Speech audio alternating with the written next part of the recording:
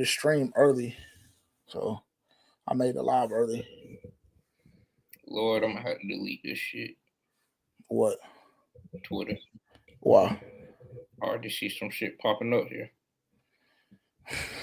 That's probably my part. Like I'm probably partially responsible for that. You are. Why do you assume that? It don't. I mean, you act like it's just me that runs that account. Nah, I'm already knowing.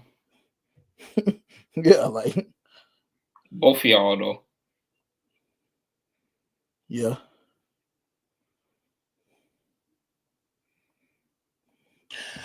What's popping, man? What's popping? This is not an original G2S or FPFO type thing. We will be joining Black and Blue Network tonight on Spaces Live. So what we're gonna try and do is I'm gonna try and just so you guys can see me and Terrence's perspective, I guess.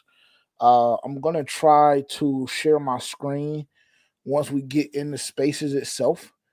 If you guys just want to join the actual Spaces again, if you just go to Black and Blue Network, I believe. Yeah, Black and Blue Network. If you go search them up on X right now, you can go on their profile and see that they actually have a spaces loaded up. There's a couple of people already in the spaces, but they have their spaces already loaded up. And if you guys want to listen, just listen. That's a-okay. Because again, this is not like a regular live stream for us. But if you are here and you do want to stick around and watch me and Terrence's perspective, like I said, I'm going to try and share my screen and see if we're able to hear everything that's going on. It'll be a little bit different, but we will be back to our regular scheduled programming come this Friday. So I appreciate y'all tuning in as usual.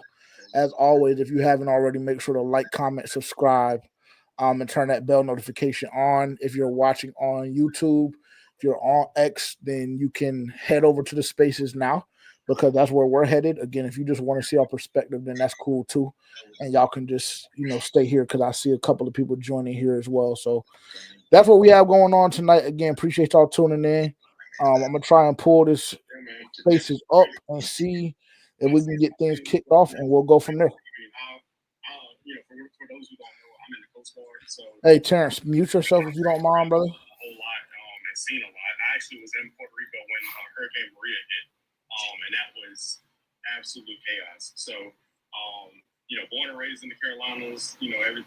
Hey, mute yourself. Mute yourself.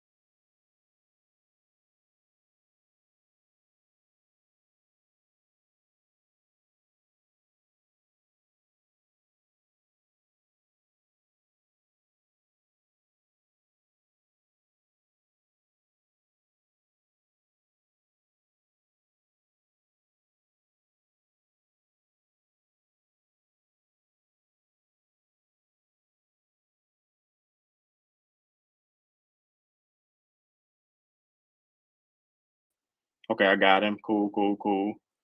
I'm just trying to make sure I ain't missing anybody. So the intentions are, first off, welcome in everybody. I appreciate y'all being here. Thank y'all for the support. Really, glad I reached out to each and every one of y'all just to gauge your interest, and y'all made time to make it happen. It's a rare opportunity that we can get all you content creators and influencers in one space and actually just have a good time and talk about Panther football. So it's a rare opportunity that we want to take advantage of, and just thank y'all for being here. I will. Let me see. Just want to make sure I got everybody as of right now. But help me out if if you're supposed to be on a speaker. I guess for people that are speakers, if there's anybody in the audience that don't know you, if y'all don't mind just introducing yourself, and then we can go from there. I'll bring up the topics as soon as we're done with that. So I'll start with you, Dunk, if you could speak. Can y'all hear me? We got Yes, you. sir. Okay. What's good, everybody? What up, though? I'm Dunk on Demand on Twitter, UB Sports Talk on YouTube, Panthers content. Been doing it about 7 years now, making videos and stuff. A lot of you guys are doing that, so cool to be amongst friends doing this. So looking forward to tonight. Yes, sir. All right, whoever wants to go next. I'll go next. I'm Jared Feinberg, contributor writer for the Panthers Wire. Was previously with Cat Crave. I do a bunch of film analysis, talk about the Panthers. I also do content for Jaguars Wire. So that's basically what I do. I've been doing this for a while. Also, NFL draft analyst. So I've been doing that since my junior year of high school. And just got done with my evaluation on Travis Hunter, which is probably one of the more fascinating evaluations of this entire draft. So looking forward to kind of sharing my thoughts, hopefully tonight at some point, and also in a profile for Panthers Wire down the line. Cool. JD, you want to tell us a little about yourself? Yeah. What's good, everybody? Can y'all hear me? Yes, sir. Great. I'm JD. I struggle with what I do. Like I be on Twitter, you know what I'm saying? I do film analysis, all that good stuff. Obviously, Panther breakdown. I do draft analysis too, so I'll watch film on draft prospects and give my opinion on them. But if I had to sum it up, I do Panthers content with a little bit of ignorant seasoning. Like I'll crack jokes, whatever, what have you. Just shoot the stuff with the fans. So that's what I do. It's all good. All right, Two Growls, you want to introduce yourself? Yeah, what's going on, y'all? So, Two Growls, One Roar, go by the quote-unquote stage name of Carolina Dad, but you know what? The community's growing, so y'all can all know my first name, which is just plain old Eric. And so Carolina Panthers content, and you may have your feed spammed with college football content now because for whatever reason that stuff is taken off, and I'm a big ACC guy. Unfortunately, we're not good in the ACC. So, that's it. All right, for Panthers fans. Yo, this is Terrence from For Panthers Fans Only, co-host with JJ. Really not familiar with the Twitter space, so this is kind of my first time on here. So appreciate you for having us. But we do the For Panthers Fans podcast, raw, uncut, unfiltered. So I appreciate everybody that tunes in and watches, and definitely excited for tonight. Cool. JJ. Yes, sir.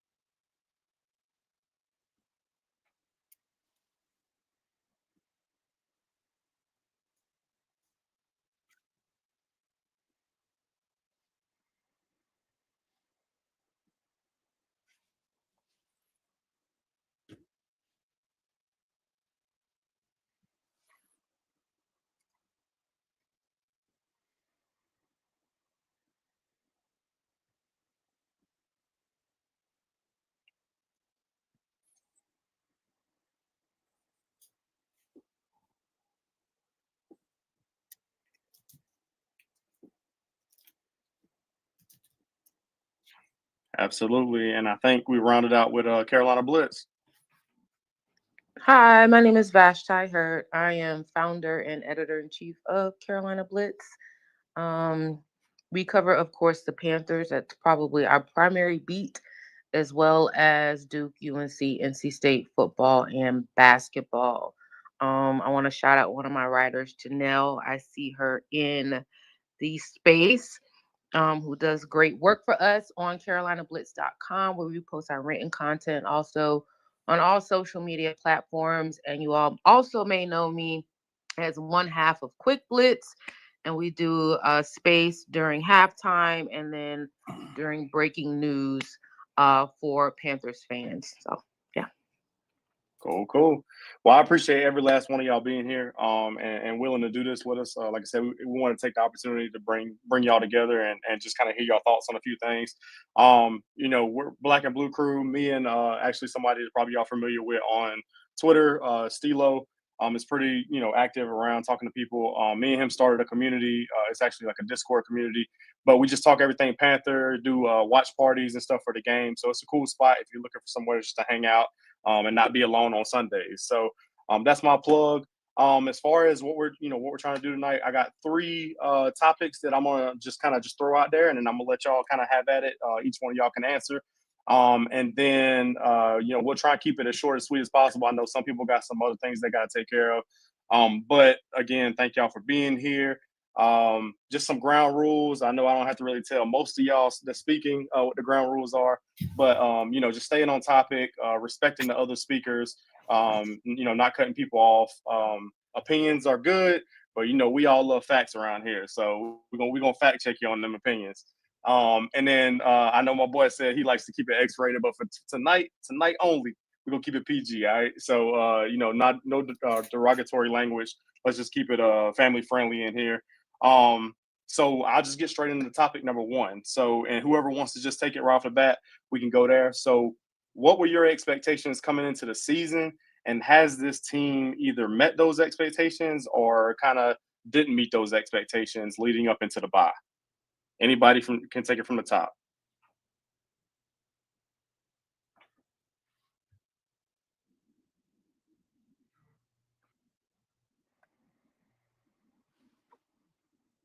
I run into issues. And I told myself this all season that I wasn't going to let the organization and the team trick me into doing that. But ultimately, when we did our preseason predictions and everything like that, I still had us around 8 to 9 wins. And I think my co-host will say that I had us at 10. I don't know if I was delusional like that 2 years in a row, but it's very possible. As far as like specific expectations, I thought that this offense would look a lot better.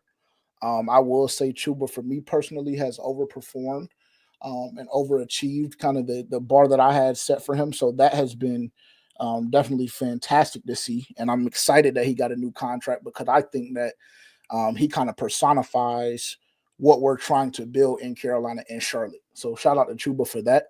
But I have been, as a lot of us have, I've been extremely disappointed with Bryce Young and kind of his lack of development. I know a lot of people will say that 2 weeks wasn't really enough time or whatever the case may be. But that being said, I had very, very high expectations for Bryce Young, especially with being at training camp, the time that I was, seeing what he was able to do against the Jets, specifically when we had joint practice and things of that nature. I thought that, we were in for a huge step in Bryce's development and just his leadership as well as a performance on the field. And I've been disappointed with that for sure. And then defensively, I know a lot of people will say that we all knew that this defense was going to be bad. And I will agree. I have a feeling that we all knew this defense was going to be bad, but I don't think we knew the defense was going to be this bad, historically bad. So I would say for me personally, I think that the team has kind of fallen short of every bar that I had set with the exception of the offensive line. And that's just my 2 cents. Okay. Dunk? Can y'all hear me? Yes, sir. All right, I'm on desktop, man. So this is new for me. So bear with me if something happens. Yeah, I can hear them keys clacking in the background, man. I'm moving and grooving, bro. Moving and grooving. You know what I'm saying? But nah, my expectations, I think when I went on FPFO, I said 5 wins. And then I think on my channel, I was like 7. So anywhere between 5 and 7 is where I thought I was at. I think we could be on track for 5. It's nothing I'm going to beat my chest over because, I mean, still 5 wins is not great. But that's just high level assessment. In terms of like specifics, defensively, I just, it's hard for me to believe anybody thinking the defense is going to be as bad. I mean, nobody predicts, at least at the start they got off to. They've kind of tapered off a little bit and got a little better. They've gone from historically bad to just being regular, run-of-the-mill bad. But I don't think anybody predicted that to happen. Obviously, the injuries, nobody predicted those either.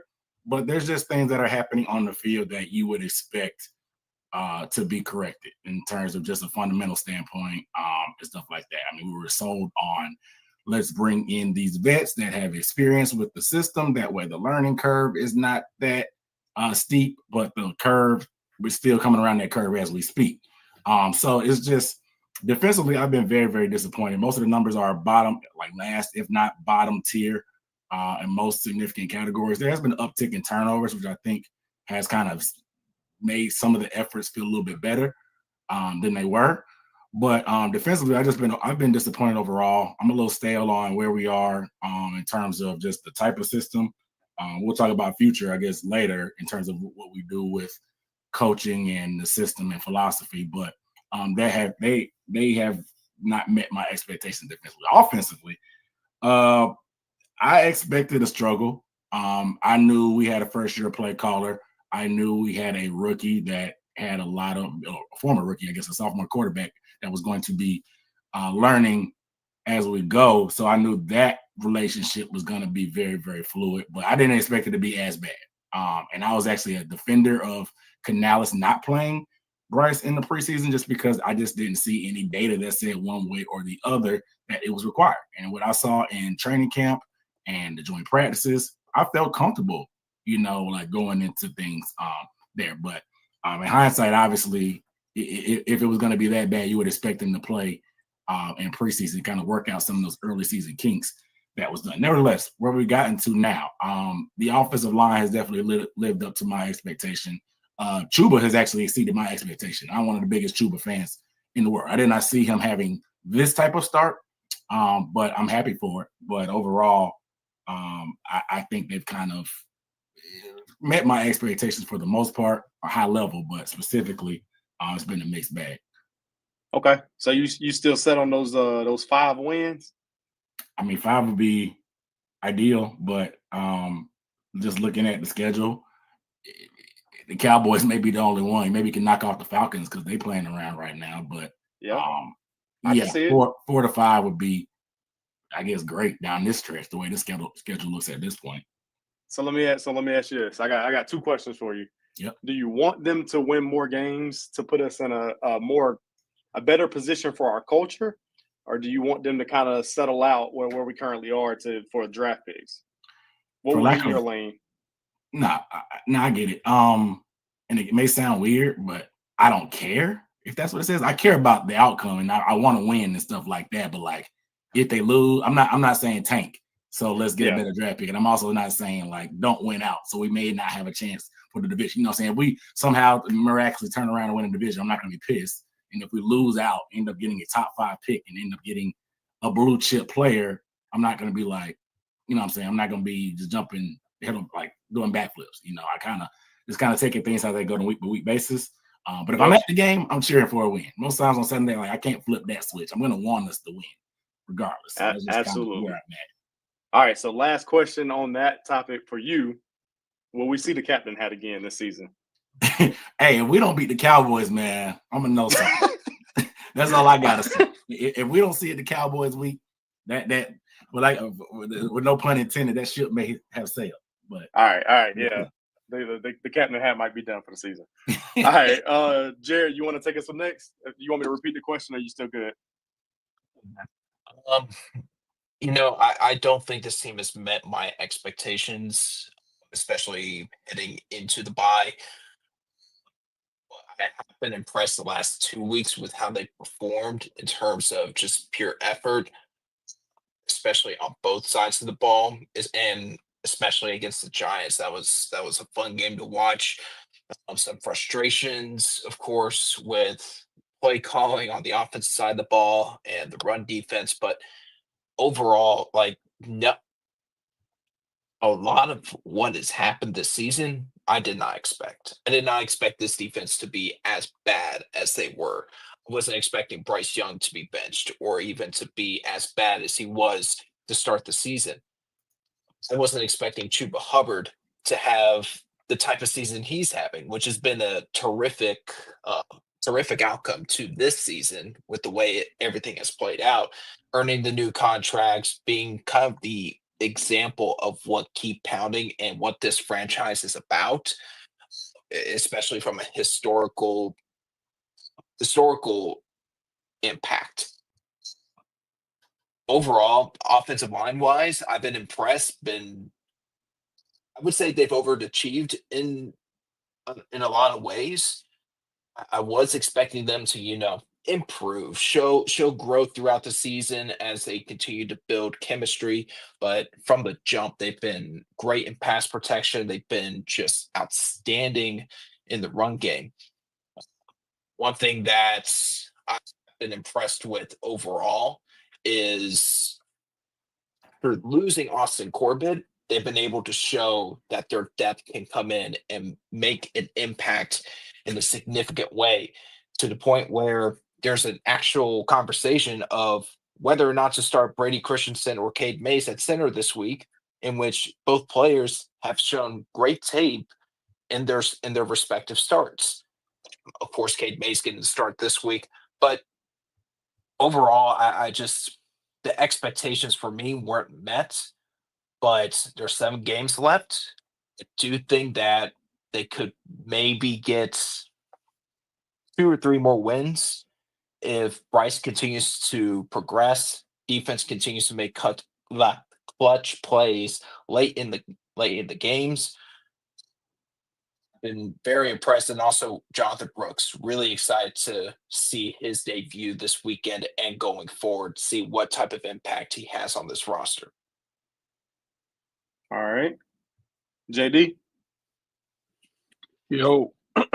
I think the story of the Carolina Panthers, especially in the last 6 years, if you expect nothing at all, nothing, then you're leaving with something. So for me, it wasn't about wins. It was about, can we make football make sense? And they had us in the first half. I ain't gonna lie to you. I was like, it don't really make sense out here. Now we're starting to see the vision a little bit. But for as far as wins, since everybody's throwing out their prediction, I was gonna say 5 or 6 wins for me. New scheme, all that good stuff. New coaching staff, pretty much outside of Evero, and a couple guys here and there. But it was not going to be pretty for me, to me, in my opinion, as far as transitioning. Obviously, big winners, O-line and Chuba Hubbard. Defense, even though we lost all the talent on defense pretty much in our front seven, especially after Derrick Brown got hurt. They have by far been the most disappointing part of the season. But as far as expectations, I had none. So they, one is bigger than 0. So yeah, they exceeded it, but that's because it was at 0. Absolutely. I feel that, brother. All right, 2 Growls. Yeah, for me, I think coming into this year, it's hard as a fan because as much as I make content, I'm still a fan, and trying to be realistic and trying to put on a happy face and say I can't wait if we win 5 or 6 games sucks. So that is the view you have coming into the season, and then we get in, and I think for me personally, I didn't think I would be as happy as I am with 3 wins and winning 2 games in a row than where we are right now. So I think my expectations have kind of stayed the same. I do think I personally felt that this season was about Bryce Young, and maybe it's been more about who Dave Canales is as a head coach, is the bigger picture. And that's something that's kind of adjusted my view and my stance looking out. No, he hasn't been perfect, but as a leader of this team, as we look to try to have some kind of culture here, I've been overall really pleased with him. And then I think a lot of people have highlighted different aspects, but I think the offense, even though it hasn't been great and it's up and down, I think the impacts of the rookies that we have seen hitting on some undrafted free agents. I look at coaching, like these guys can have talent, but we saw what was here last year and the lack of production. And so I think for me, that's one of the building blocks that I'm really excited about for the future and hopefully the rest of this year. Cool. Blitz? Yeah, I really don't have expectations heading into the season. I think that I learned my lesson last year. So however the season plays out is how the season plays out. And I'm going to be there and I'm going to cover it regardless. I think, yeah, the whole thing with Bryce and how it's been handled has been confusing at times for me. I thought the week 2 benching was a bit premature. I thought him coming back with the Andy Dalton accident was interesting. And then now the whole still week to week, we don't know who the starter is going to be. I think that Dave Canales as a first-year head coach, and I thought that was a very good point by two Growls. I think that is the underlying story. Bryce Young is the story that everybody's talking about because he's a former overall number 1 draft pick, and the expectations were so high for him. But how Canales has managed him and managed the team and some of the questionable play calling is, I think, a story that isn't getting as much attention. But I also do think that he's getting better as the season goes along. So you have a quarterback who's growing and a head coach who is growing at the same time. And I don't think we and me as a person in the media included, we didn't emphasize that coming into this season, and we probably should have. Yeah, I hear that. I definitely agree with all your points. I think that I was just as mad as a fan knowing that Bryce was getting benched at the beginning of the season after 2 games because I felt it was premature in a new offense where last year was complete dysfunction. But I will say, coming out of that role from sitting on the bench and watching, he has looked a lot better. So maybe I don't just know football as much as I thought I knew football, but he has looked better.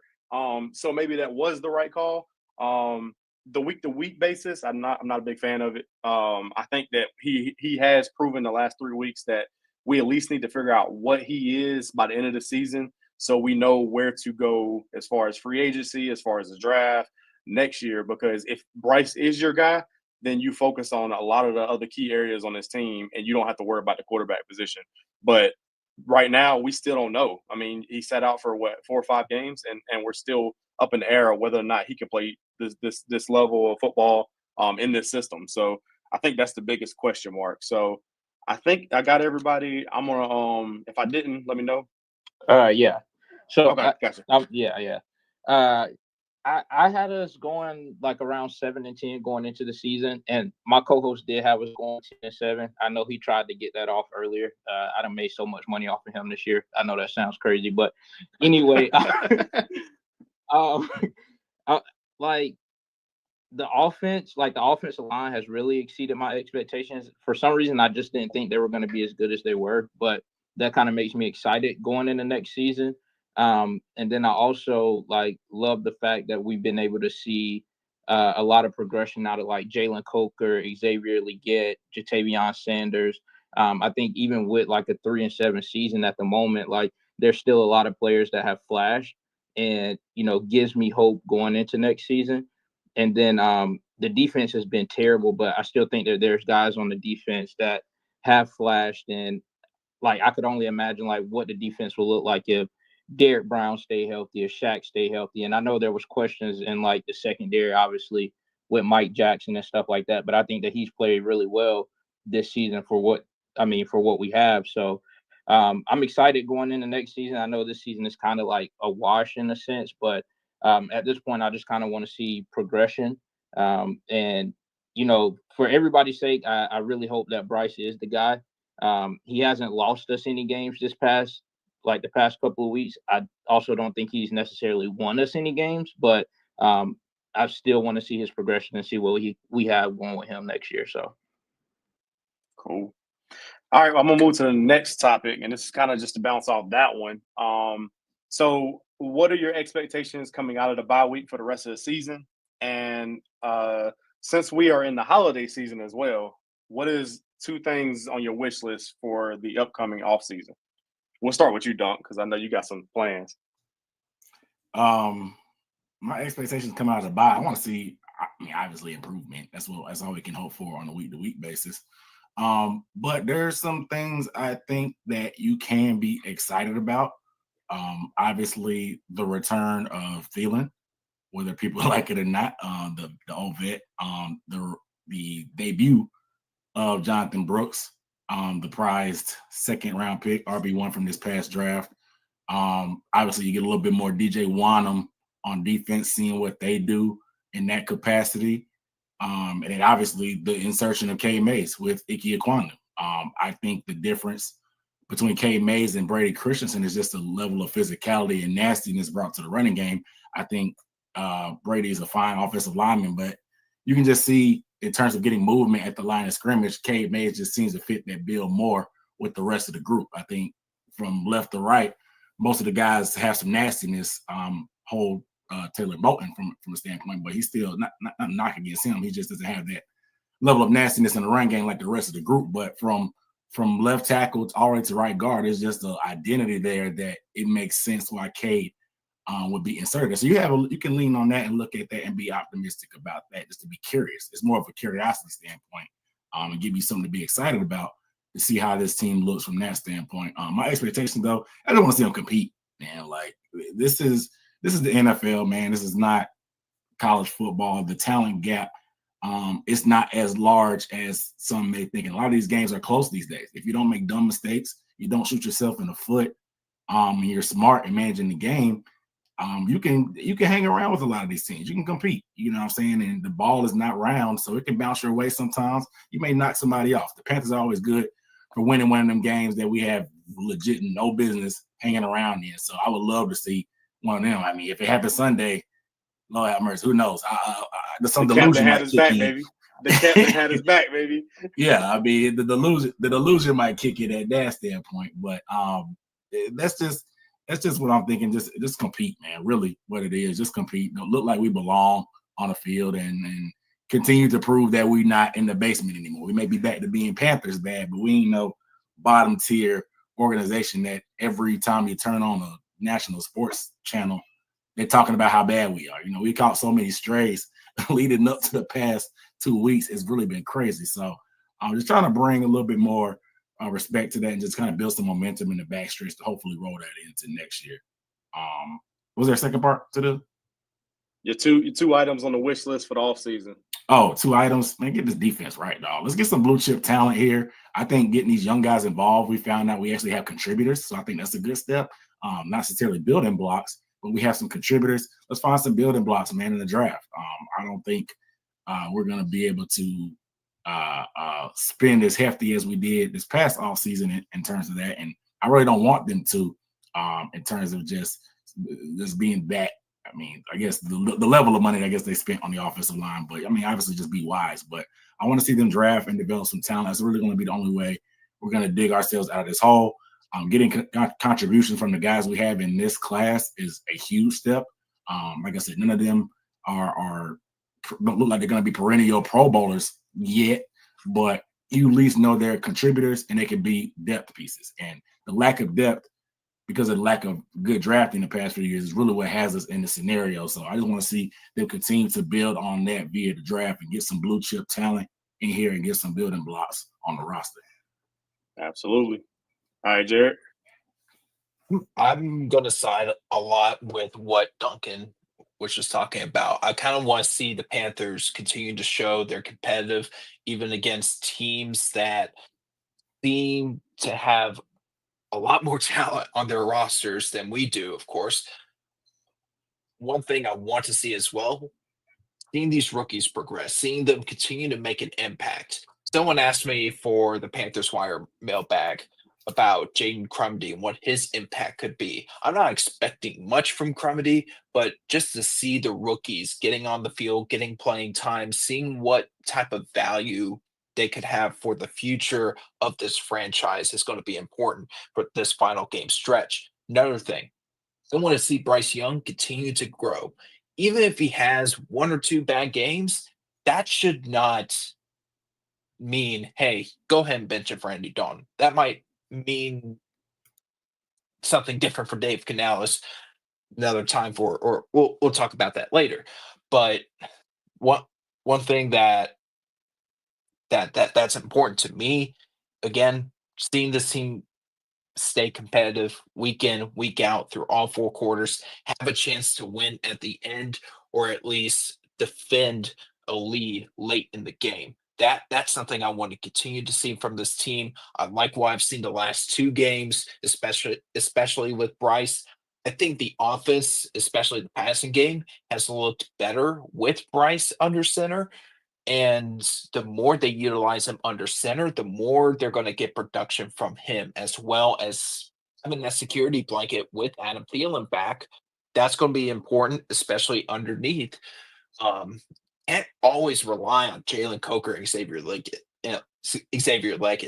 These are rookies. You got to lean on your veterans a little bit, such as Tommy Tremble and Adam Thielen. You're going to need to rely on them for the rest of the season. Defensively, I kind of want to see him improve. I want to see him grow each game. I feel like the last couple games, they've made some clutch plays, especially late in games. I want to see that throughout the game. I want to see them get creative. I want to see them take advantage of, if the ball's in the air, if you have a chance to get after the football, especially in the air, go and get it. Be more aggressive when it comes to attacking the football. Overall, I do hope they stay competitive. In terms of my wish list, I'm going to name two players that I would like to see the Carolina Panthers sign, especially in free agency, if they're able to create more cap space. Javon Holland and T. Higgins. I know those are two big names, and it sounds unrealistic, but those should be like top priority players you go out and try to bring in, because those are two players that can transform both sides of the defense or both sides of the ball. Holland can be a quarterback in the secondary, essentially, more so a replacement for Xavier Woods. T. Higgins gives Carolina that number one outside receiver, a true number one wide receiver. So that's kind of what I want on my early wish list, along with an improved defense and depth. It's kind of where I am in terms of this offseason going forward. So do you feel like T. Higgins fits into the system that Dave Canales is trying to run? With the current pieces that we already have. I think so. And especially if you think Adam Thielen won't return this offseason, there's no guarantee he's going to be on the roster next year, or if he's even going to be in the NFL next year. He could decide at the end of the season, he's done. He retires, hangs the cleats up. We're good. Higgins would definitely fit that Mike Evans role, that DK Metcalf role that Dave Canales has had throughout his time in Tampa Bay and Seattle. Getting Higgins along with Leggett, and then an underneath playmaker like Jalen Coker. I think that would be a great fit. Now, I do think they need to add a little bit more explosiveness offensively. They need to have that true electrifying playmaker offensively. You're not going to truly get that from Leggett at the moment, nor Coker. Higgins, he can absolutely be a playmaker, but you're not going to get someone that's going to threaten defenses downfield with their speed and explosiveness. You want to see the Panthers target that this offseason. I think that would be critical in their overall progression as an offense. Absolutely. You starting to get into my wish list now, Jared. All right, 2 Grails. Yeah, so for me, I think looking out at the rest of the schedule, I want to feel like we have a chance. And I know Panthers fans probably had this feeling last year with Bryce Young, and even at the start of this year, you woke up on Sunday and you were like, "Oh my gosh, we're not even going to be in this game." I just want to feel like what we felt over the last few weeks, that the defense is going to play decent enough and that the offense is going to be able to hopefully go toe to toe with some of these teams. I'm not expecting a bunch of wins, but I also want to see Canales open up this playbook. Let Bryce Young just be who he can be for 7 games. As some of y'all have said, if he throws an interception, so be it. Just open up the play calling and let's have some fun, or at least attempt to have some fun with this offense. I think for me, too, as we focus on the defense, I want to see if DJ Wonham is a guy. And I know my man Ricky Raines is on here, and I posted a clip of DJ from the game against the Giants, and like he looks every bit the part. But I agree with Ricky that we got to see a little bit more. We got to see more, and so for me, I'd like to focus on that, and then just continuing to see the guys excel. And to be honest, the last thing I'll say as far as like what I expect, can we beat a good football team? Let's be honest, the Saints, the Raiders, and Giants are not good football teams. We have a lot of good football teams coming up on the schedule. Can we beat one? Can we at least beat a good team? So that's my take looking out. Heading into like my wish list, I will say this is my top priority. Don't panic at the quarterback position. And what I mean by that is I don't know what they're going to do. I don't know if Andy's coming back. I don't know if a veteran's coming back. I don't know if we're going to draft. I don't know where we're going to be, but we have panicked too many times. And I know it's different GM, different front office. Don't panic. Look at what we have. Take our time. If you want to bring someone in, if you want to get the Justin Fields, if you want to get whoever, don't panic at the quarterback position. I know that's a big thing. I'm going to make that my full wish list. And the last thing I'll say is it's going to be so nice, knock on wood, unless something crazy happens, that we go into an offseason with stability. We have not had stability. We've had coaching changes, turnovers, GM changes. We're going to have hopefully stability. I mean, I'm barring something crazy. I don't see anybody getting fired. Let's build off of that momentum and take that into next year. So that's my thought. Love it, bro. Love it. All right. Whoever wants to go next. Yeah, I can kick it off. I don't want to sound like a broken record, but I do want to see progression. And I think one specifically for Bryce Young, heard a lot of rumblings about, potentially going into the draft, getting a quarterback like Cam Ward. I would just like to see Bryce Young separate himself from those, like, those comments and things like that, because I haven't fully given up on Bryce yet. I see a lot of good things in Bryce. I think he can be the guy.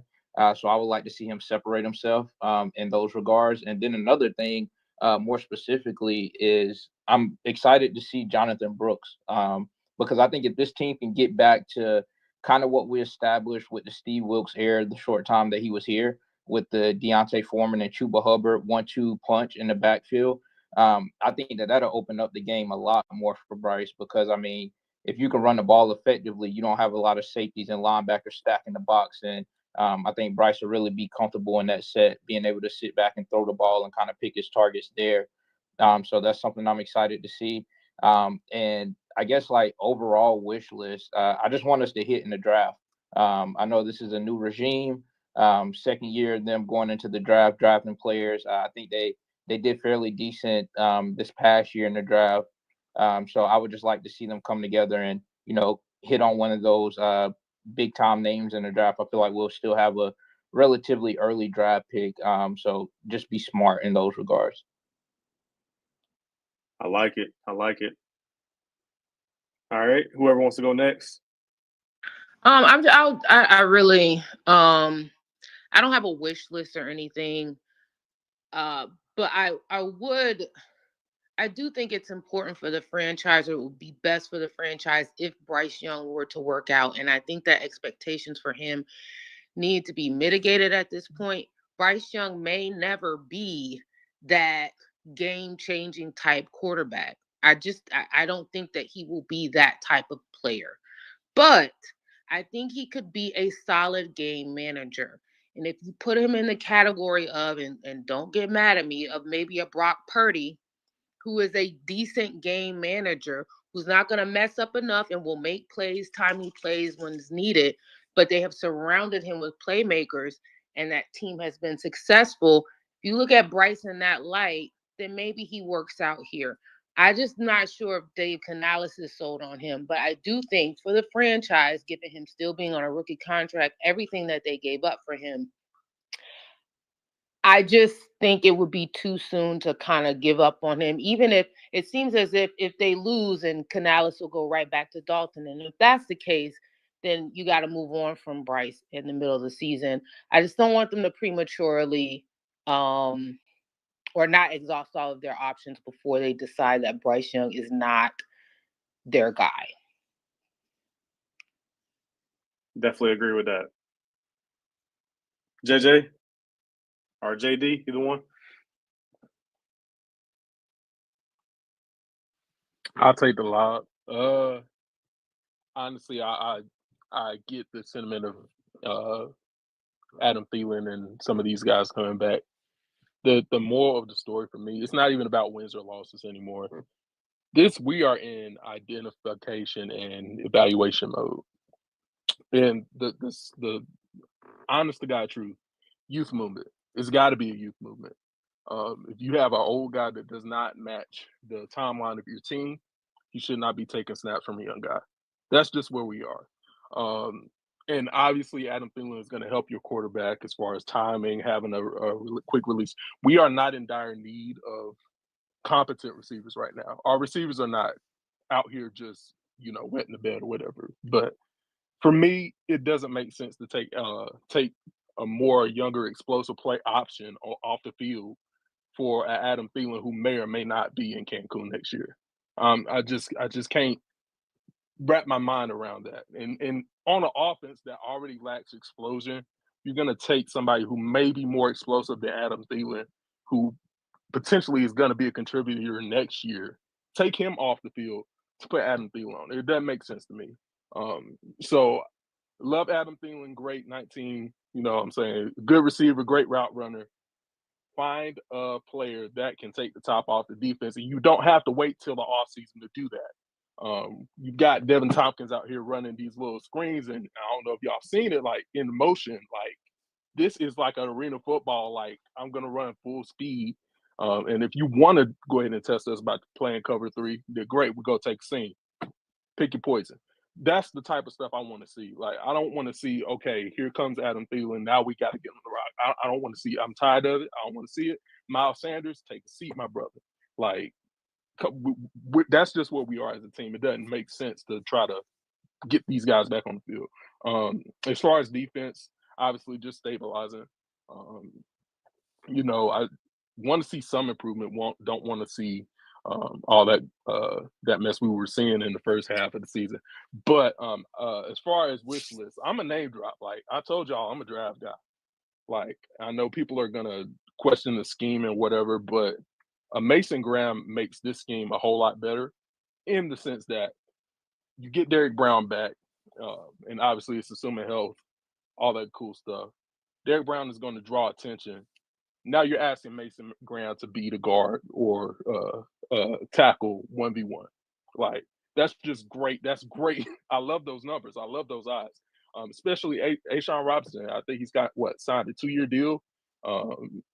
If we're gonna do 3-4 and one gap across the line, having 3 really, really good interior defensive linemen goes a long way. That can defeat a 1-on-1. So that's one of those guys, and obviously we're probably not going to be picking high enough. This is the Rolls Royce of my wish list, but obviously Travis Hunter, having somebody dynamic as he is, would give either side of the ball. If you play him on defense, great. If you play him on offense, great. Give either side of the ball an identity. So Deion probably gonna end up in Dallas. I ain't gonna hold you. I think Deion had some specific teams in mind when he made that statement. So, right. And I know New York is one of those. But yeah, well, that's JJ, all I got. I think it's on you, bro.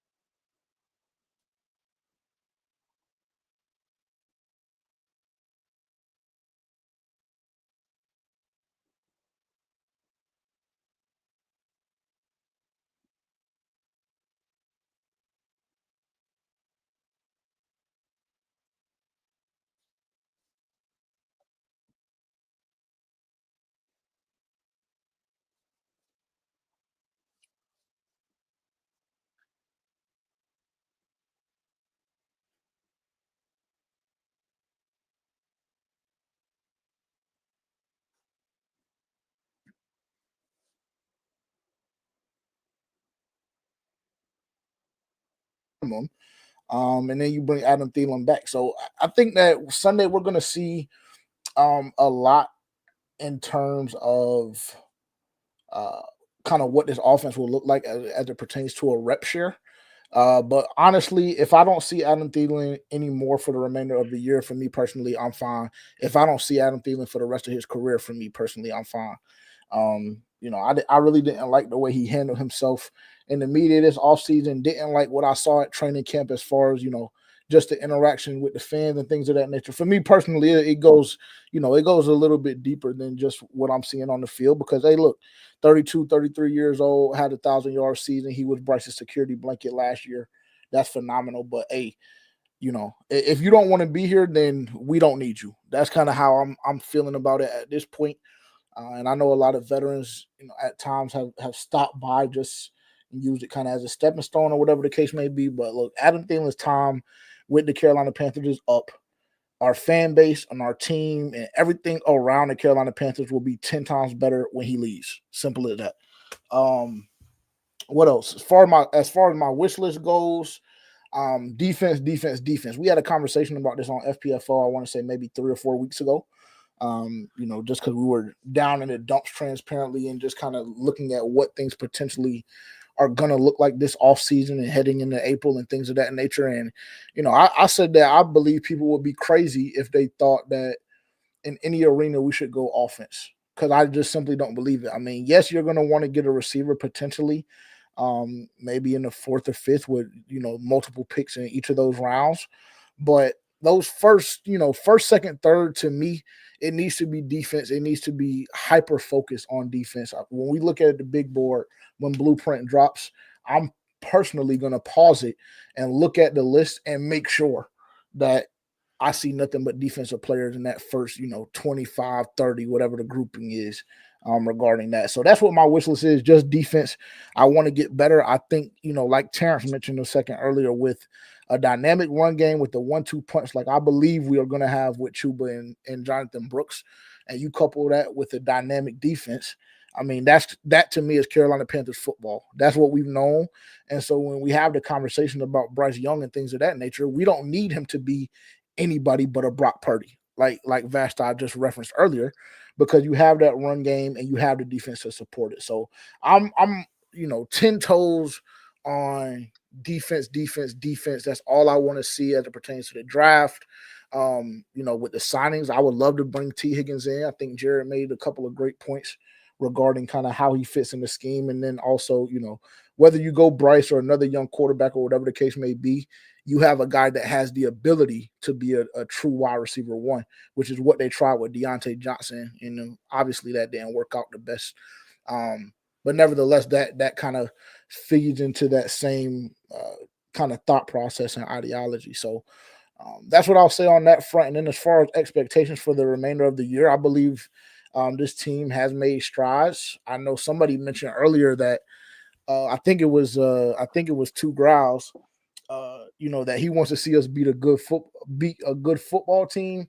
For me personally, I'm happy with the 3 wins that we done got, bro, because not too long ago, we were number 32 in all power rankings and everything that you looked at. So the Carolina Panthers really ain't a good football team. So as long as we stay competitive, for me personally, like I mentioned earlier, and like my co-host re-emphasized, I'm delusional. So I think I can find 2, maybe even 3 more wins on this schedule. And I won't say no names just because I don't want y'all on my top tonight. But I think we have a great chance on Sunday. I know a lot of people are writing us off, including our own fans, and I understand. I get it. And I mean, the realistic thing to say is that the Chiefs are going to blow us out. However, I've been calling this a trap game since July of this year. So I think we're going to have a good shot this Sunday. The delusion in me again kicking in. And I think that we'll get Tampa once. And I believe week 18 we'll get Atlanta. So there's your 2 in a possible with Kansas City this week. But just remaining competitive. This is a tryout for everybody that's on the roster, in my opinion. If you're Dave Canales, that coaching staff, as well as Dan Morgan, front office, etc., we, like y'all said, everybody pretty much said the same thing in just different ways. This is assessment time. And we need dogs and demons. That's what we call them on FPFO. We need dogs and demons. We need guys that's going to crash out, like a Sam Franklin. We need guys that's going to go balls to the wall no matter what. We need, I just need to see a complete culture shift. And I think that Dave Canales has done a good job in kind of taking steps in that direction. So that's kind of what I'm looking for as far as expectations are concerned. I think all of y'all got valid points, man. A lot of y'all hit on the things that I want to see as well. The thing for me is I could care less how many wins or losses we get moving forward. I just want to see some growth. I want to see some building. Like, keep building. I know Kansas City is a tough feat. Like, we're going to lose this game. I don't want anybody in here getting a delusion that we're going to win. I mean, is there a possibility? Yeah, I'm not betting on it. But, hey, do you. At the end of the day, I just want to see them continue to build. If they can go into that game, they lost that Denver game, we still had hope. They go into this Kansas City game, they lose it. Bryce looks good. The offensive line holds up. Brooks looks good. Chuba's doing his thing. Just show growth. I hate. Hey, first off, I'm gonna say the Adam Thielen slander is crazy. I love the dude. But I do agree with let the young boys ball. I've been saying it all season. Seeing the emergence of Coker, seeing Leggett, just seeing Brooks come back. It's their time. And Chuba's going to be in that mix. I consider him a young guy, but it's their time to move and shake and see what you got moving forward, because they're the identity. That's your identity moving forward. I think the 1-2 punch of Chuba brings back what we need in the Carolinas. I said it on somebody's tweet earlier. I said Panthers always play their best football when we had a solid running game, and that's just the truth. So if it takes two backs to do that, Chuba's been doing a great job by himself. But if it takes two backs to achieve that, we have to just get back to building a good team, a good culture, so that we can attract free agents to come here. There's just nobody wants to come here right now. Let's be honest. Deontay Johnson got here. He didn't want to be here. He's gone. I think that Adam Thielen would have been traded if he wasn't hurt by the deadline. Because I do think that there's so many offensive pieces right now with Jatavian Sanders, and not to leave him out, but the weapons are there. It's just building. So continue to keep doing that. Continue to grow week by week. Continue to grow as a coaching staff, as players, and that's all I really want to see for the rest of the season. I could care less how many wins or losses. For my two things on the wish list, stick with Bryce, man. It's time. Like, I don't agree with the week-to-week stuff, man. He showed you that he can play the game. Going back to Andy Dalton does nothing for this franchise. It does nothing for the team. It's not giving you the best chance to win. All those excuses are out the window, man. Put Bryce in the game. Let him play. Let him get some familiarization with the system. Let him get familiarization with the players. He's building chemistry with these guys on a week-to-week basis. You can't just throw him in there and be like, hey, we want to see a good game out here this week. Like, he has to build that chemistry, and he's building that chemistry with Coker. You could tell when he came in and Coker was in there, it was immediate because they practiced together on a routine basis. So you see the chemistry there. Let him just play for the rest of the season. See what you get from him. I don't think quarterback needs to be top priority moving into the offseason. I know there's a lot of appealing things out there, but defense has to be the top thing. My wish list are two things as far as draft. Defensive line has to be corrected. I know that Derek Brown coming back fixes a lot of it. You still get Clowney back, next year, and you get Wanham back next year. But we need to add a young piece, add a solid young piece to fill in, and come in and make an immediate impact. And then I'm going to go back off of what Jared said. That speedy wide receiver, man. I was all about T. Higgins.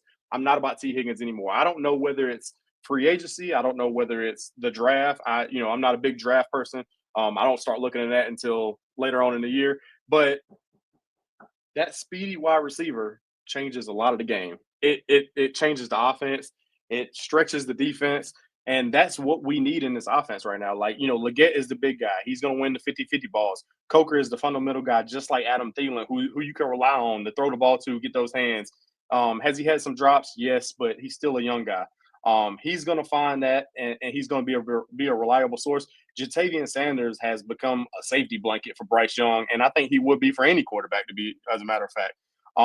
But finding a speedy receiver that you can really run those jet sweeps with, or have him do run the cornerback down the field and actually get some separation, That's what we need. And I don't think T. Higgins gives us that. I think T. Higgins just gives us almost kind of exactly what we're getting with Xavier Legette, just a little better. But I'm more about developing. So continue to keep developing Legette and save your money and put it somewhere else. So, and we know where all that money needs to go. It needs to go on defense. So, kind of running behind schedule. So I'm just gonna get right into the next topic because again, I know Dunk got to run. So the next topic, and it's a big one, and I know everybody's gonna have their opinions on it, is how do you feel about the Cam situation, and do you feel like the organization has truly tried to hide his legacy as a Panther? And it's gonna be crazy. I've heard some takes already. I heard PNP last night or the night before, but I'm gonna let you kick it off, Dunk. It's I guess a delicate topic or situation or whatever. Because let me answer the second part. I don't think they're actively trying to hide his legacy. I don't think that's what's afoot.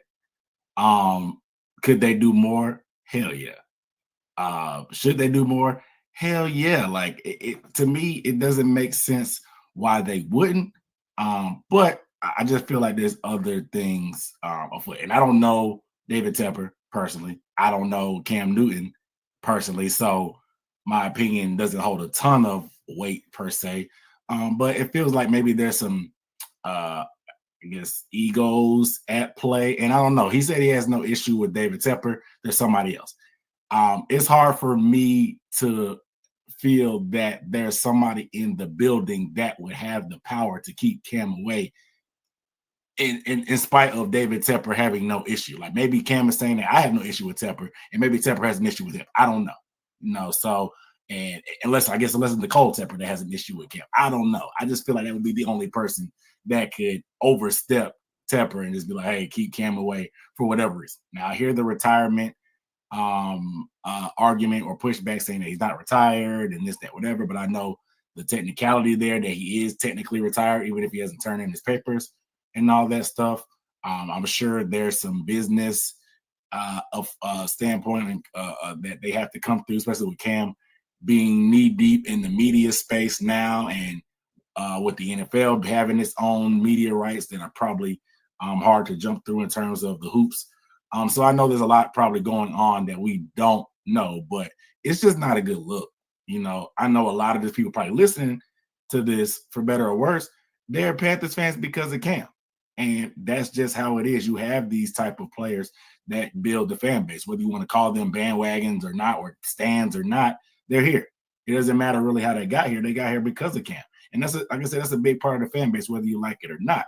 And they're going to always hold him in a high regard. And I think what he contributed to the franchise for the years, putting his body on the line, the charisma, pretty much being the talking point, for better or worse, for the franchise in terms of the national media. A lot of what the Panthers are today are because of Cam Newton. Obviously, the Panthers precede Cam Newton's years, so it's not the Carolina Cam Newtons, but to not lean into who he is, it just seems like a misstep by the franchise, especially when we're at a point where the only thing they have to sell to us is nostalgia because the future looks so grim. Like, why not just lean into a guy like that who could probably galvanize the fan base? And maybe they think his personality and star is too big and it may overshadow what they're trying to do. I don't know, but I just think it's something that needs to be fixed.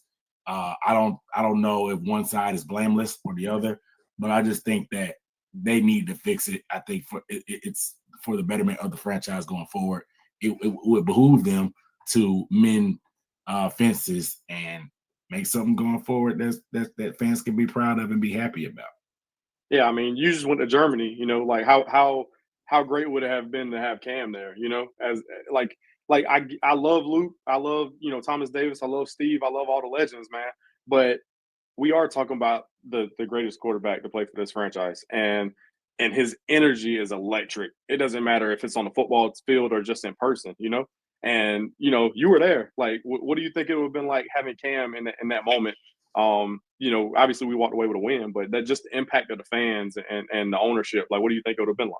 It would have been great. I do, like I said, I kind of saying the thing in part, like his star power is so large that it can kind of transcend some of the other guys. So maybe it almost hijacks the moment. And I know some people probably feel that way right now. They feel like with us winning back to back, the vibes felt pretty immaculate. And I honestly say, at the little stuff that I was at where Tepper was there, the reception wasn't as cold as I thought. And not wasn't just like super warm. Obviously, the players got more cheers than when Tepper got introduced, but it felt like Tepper had built up some pretty solid cachet for the moment. Granted, the winning cures everything. So even we're so starved for success that 2 wins in a row over some scrub teams had us kind of forgetting that David Tepper, with the damage he's done over the past 7 years. But the vibes felt pretty good out there to me. And like I said, the reception wasn't as bad as I expected. I expected boos. He actually got cheers.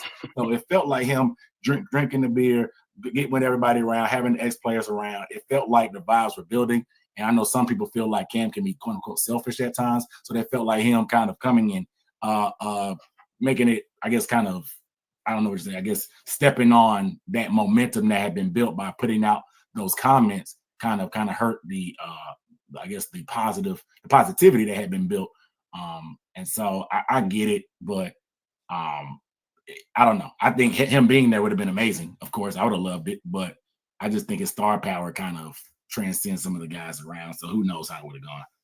Yeah. Speaking of, I watched your VOD prior to this space, and I just want to say that I got PTSD every time I see David Tepper with a drink in his hand, whether it's at a Panther function or not. And when he started doing the key pounding, I was like, bro, just put a drink down. Put it down. Trust, when I put that video on Twitter, all the comments were saying, I'm surprised he didn't throw it on anybody. Of course. All right, Jared. Can I comment real quick? Because I have to go as well. I think Dunk made a really good point. Cam's star is so bright, it will overshadow some of the other guys. I also think that that's okay. I think he deserves that. What he did during his time here in Carolina, I mean, a lot of people you don't have as large of a fan base without what he did during his tenure, and especially that 2015 season. I also think it's important to point out, like, y'all don't get it twisted. Cam might have gone to Germany, but he's not the type of guy you're going to see around the facility every week. He's not even going to be there. He might pop through a couple of times a year. He just has a lot of other stuff going on. So it's not going to be a Thomas Davis, Luke Kuechly, Jake Delhomme type thing. I see them all the time. They live in Charlotte. They have strong ties to the franchise. Thomas Davis constantly does stuff, and I'm pretty sure they pay him. Luke is on the radio. Delhomme is on the radio. So it's not going to look the same. But I also think that as far as when it comes to ambassadors for the team, Cam would be the best ambassador for the team. They do have to find a way to recognize him, and the details as far as him retiring and all of that stuff. Listen, I don't know. When he said there are no pictures of him around Bank of America Stadium, he's not lying. And I'm there 4 days out of the week. I'm around the concourse. I'm in the locker room. They have pictures of players kind of in certain sections of the locker room because the locker room used to be sectioned off, and it kind of is. But the quarterback area, they have Jake Delhomme. Tight ends area, they have Greg Olsen. Linebackers area, they have, I'm pretty sure it's Thomas Davis. Defensive line, they have Julius Peppers. So he's not there. He is barely even on the concourse. I think there is a picture, that picture from 2015 of all the captains as they were walking out. That was kind of their lead picture for that Amazon series. I think that picture may be somewhere. But other than that, that's it. There are no single pictures of Cam Newton that I've seen at Bank of America Stadium. And that's something that they have to make right. But I think that there are a lot of things that are going on. I don't know who possibly he could have beef with that would cause them not to acknowledge him properly. And somewhere along the lines, I do think there's this may be a cultural thing, but there may be a Miss Seeley type curse going on here, because until they really do right by a couple of the people, there are a list of missteps that have been taken. This franchise might not get back on track, and giving Cam his due and his props for what he brought to not just the Panthers, but the city of Charlotte, and as a whole, I think is a disservice. And this is before Cam even brought this up in a podcast, Sheena and I talked about the fact that we didn't see him around Bank of America Stadium. So I thought it was ironic, I thought it was kind of good that he brought that to the forefront himself, because if we were to say it, who knows what would have been said to us behind the scenes. But yeah, they just got to do right by him, and it's egregious the fact that he's not shown them more. He's not around the building more, as far as at least his image. And maybe a couple of times a year, have him come out and do things, and have him be an ambassador for the team as much as he would like to be. But yeah, that's my opinion on that. Yeah, I mean, you could tell he was hurt. I think one thing that like really hit me hard was, one, you could see it in his face. You could see him talking about him not being in the building. But I was on TikTok and I was scrolling, and there was a PSL owner that had one of the flip books that they had gotten from the franchise, and it had like breakdown of each player and their impact and stuff like that. But it just had like two random pictures of Cam Newton, and it was just like, okay, so like, where do we address that the legacy of Cam Newton? If we're talking about 30 years of this franchise, like, we're talking about a decade of him being the franchise. You know what I mean? That has to be spoken for. Go ahead, JJ. I want to, real quick, Coach Lowe made a comment. He said Cam said if he's offered to do things like this, he would. And then he said Cam is on the radio. I'm not saying that Cam would not participate in team things. What I've said was it wouldn't be as consistently as we see a lot of the other guys around the stadium and around the team. I think he would come several times a year. He might do big trips like Germany, but as I said, I see Luke, TD, and Jake Delhomme almost every home game. I see them at practice on a regular basis.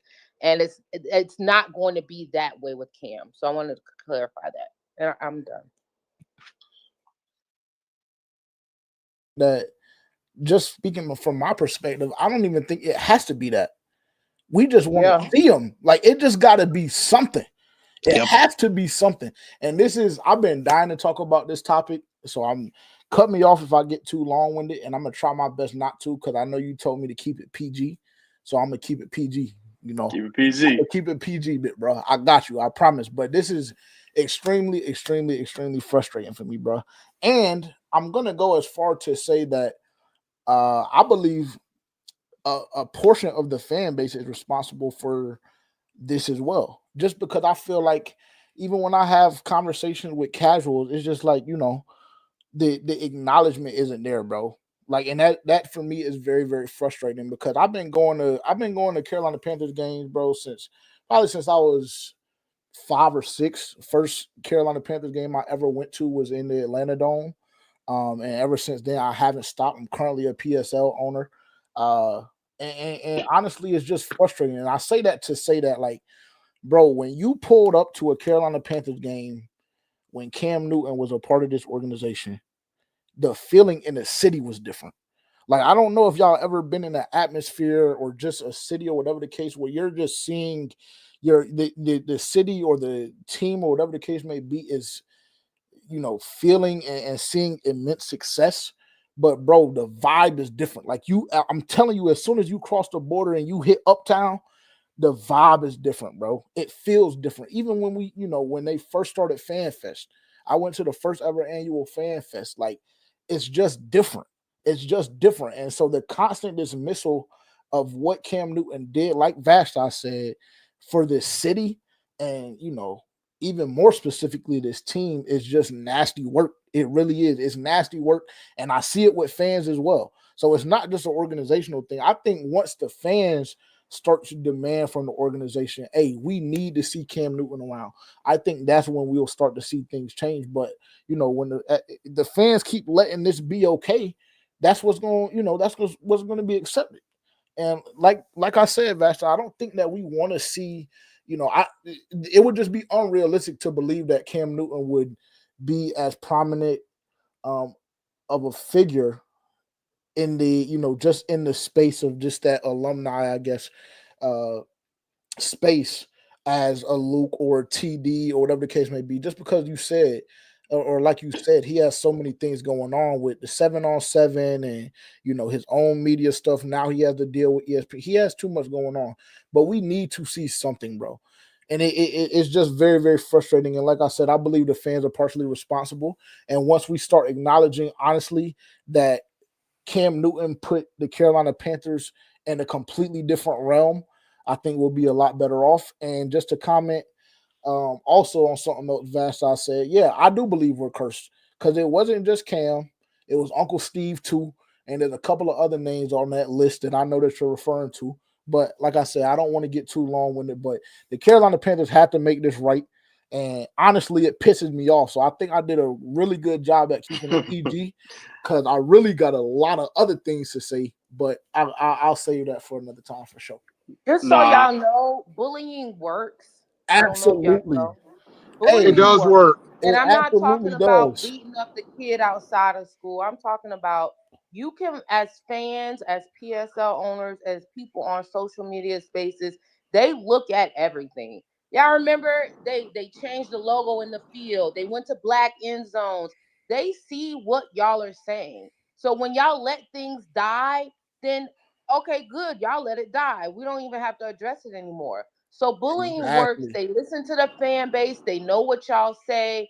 They There could even be somebody in this space right now. Like Mm-hmm. you They would be be lurking. surprised what they listen to and how they keep their ears to the streets, especially on hot button topics like this. So y'all want to see Cam Newton space more?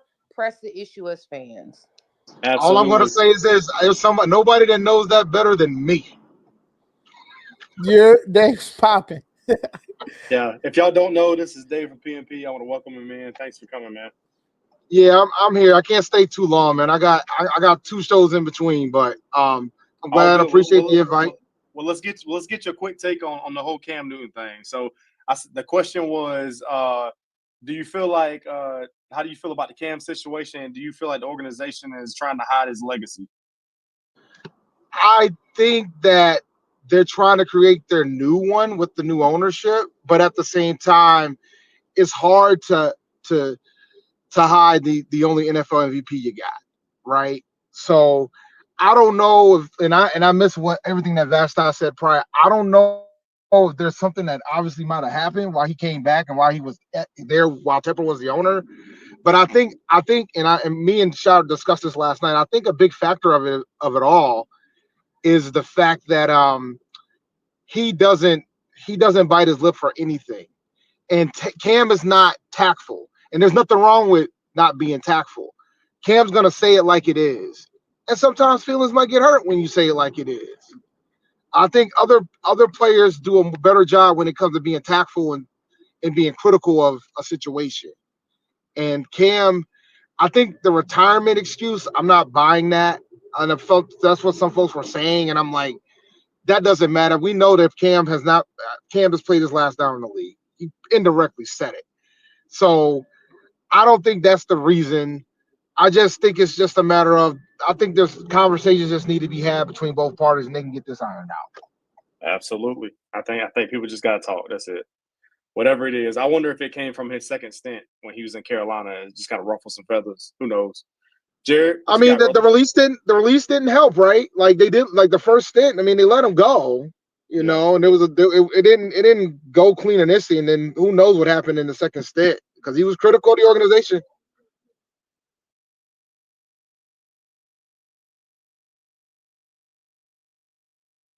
Bro, electric, bro. Electric, dog. Like,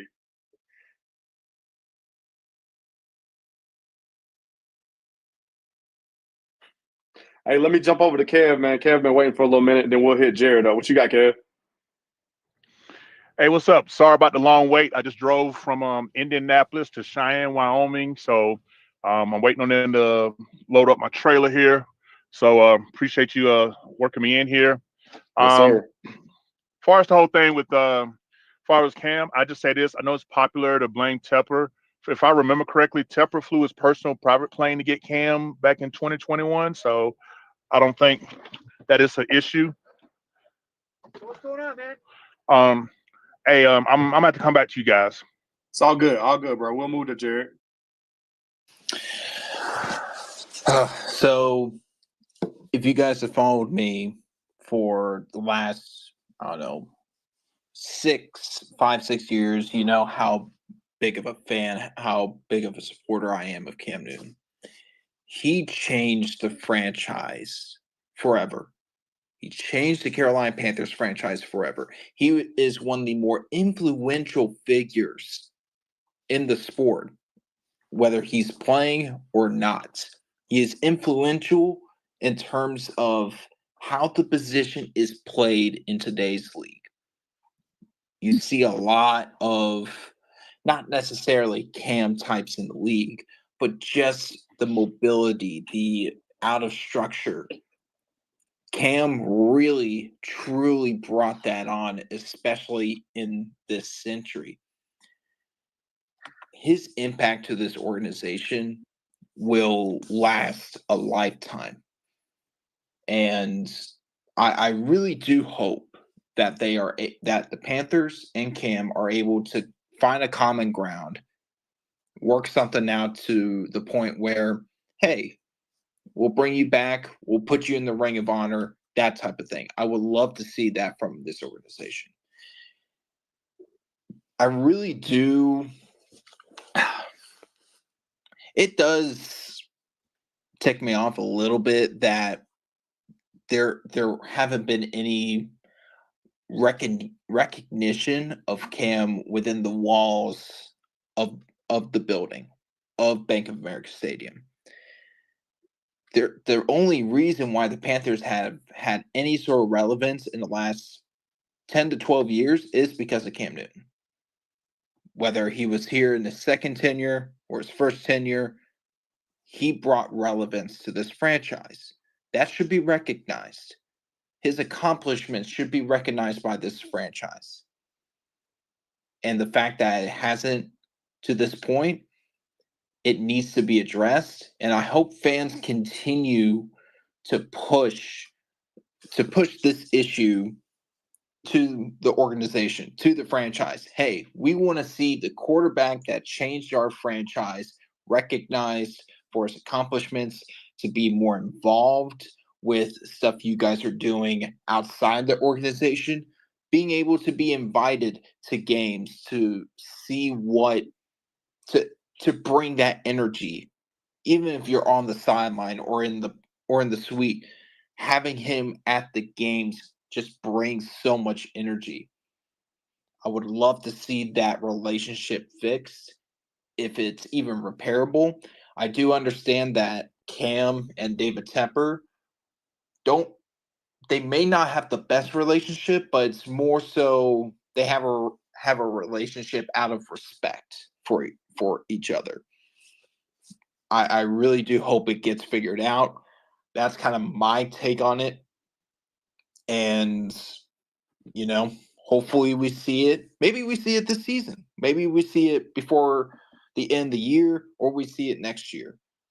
But fans must continue to press the issue, especially when it comes to moments where we would like to see Cam on the sidelines in Bank of America Stadium, supporting this team, supporting this organization, and kind of bring back that energy that hasn't been seen in Carolina since he was last with the team in 2021. Absolutely. I think seeing Cam Newton keep pounding drum will be like something special for this franchise, and special for the new players, the new regime, the fans. It will be special for all of us, because in a sense, it will be more of like a homecoming for a great player, and the appreciation we have for him. I know that everybody wasn't a Cam Newton fan, and that's understandable. You're not going to be a fan, but I look around the franchise and I say, look at people like Marshawn Lynch, right? Like Marshawn Lynch, he went to Oakland, played for Oakland after he left Seattle, I believe. I don't think Seattle had any hate or taking down pictures of Marshawn Lynch because they knew how impactful he was to that franchise. Same thing for, it's hard to say Tom Brady, but we're talking about Tom Brady here. But Tom Brady in New England, I highly doubt that you still couldn't walk through that building and see Tom Brady. And I'm not comparing Cam to Tom, but really Cam is our Tom Brady, man. Like he really is. So we want to show that appreciation to him. And just be able to include him in all these events and stuff. Do I think Cam gonna actually retire? I think he's a man of his word. I don't think he will ever officially come out and retire. And I don't know the stipulations on whether or not you can, showcase players and stuff like that if they haven't retired. I don't even know if that's a thing. But just show the man some love, man. Bring him to the stadium. I see all these former players coming through that's technically not even greats, but just bring the man in and let him hit the drum a couple times. That's all I'm saying. Let me see it. So I know that Dave got in here kind of late. I do want to open the floor up just for everybody, the current speakers who are here. If you want to stay up here and kind of, just sit here and listen to some of the other people who are going to request to come up and speak, perfectly fine. We won't hold it for too long. But let everybody else kind of get their opinions off, and then we'll close it down for the night. But before I open it up to everybody, I want to thank all the speakers that came through. Two Growls, for Panther Fans Only, Dunk, Jared, Carolina Blitz. Thank all y'all for coming through. PMP, shout out, man. This was definitely a good experience, man. Like to be able to bring all y'all together and just hear y'all thoughts on some of the big things, going throughout the season with the franchise, the team. Seems like we're all a bit frustrated, but we all still got some hope, man. And that's the key, is that we all got hope for this team. We want to see them continue to succeed and build on what we currently have. We're all going to have our opinions on Bryce. We're all going to have our opinions on Dave, and everybody else. But at the end of the day, it's one family here. So definitely appreciate everybody coming together. All right. So my current speakers, do y'all got anything y'all want to add before we open it up to everybody? I'll throw in one quick one, and then I'll probably bounce. I was just gonna kind of tie into what everyone said about Cam. I mean, I don't know what the beef is. I know everyone's kind of said that over. I personally feel like Cam Newton's brand is almost bigger or as big as the Panthers right now. And I sometimes worry about the egos in the building. And again, I can't say what exactly is going on. But if you listen to some of the Panthers legends that are here, and I know some of them are employed in certain roles, they're very limited in scope of what they can and cannot say. And I think a lot of people have said this, but I almost wonder if the association with Cam is that he'll say whatever he wants whenever he wants, and they just want to kind of contain him as a yes man and say, oh no, now when you go on your 4th and 1 podcast, we got to keep you, we can't say these bad things about the Panthers. And I almost feel like he probably doesn't want to conform to that. And I don't think he should. I feel like there's got to be some happy medium. I mean, I think of it as like, I don't know how many people are baseball fans. The New York Yankees enforce, strict policies around, oh, you can't have facial hair. You can't have your shoulder or your hair touching your shoulders. And it's almost like to be in the goody group, they're trying to push Cam in that direction.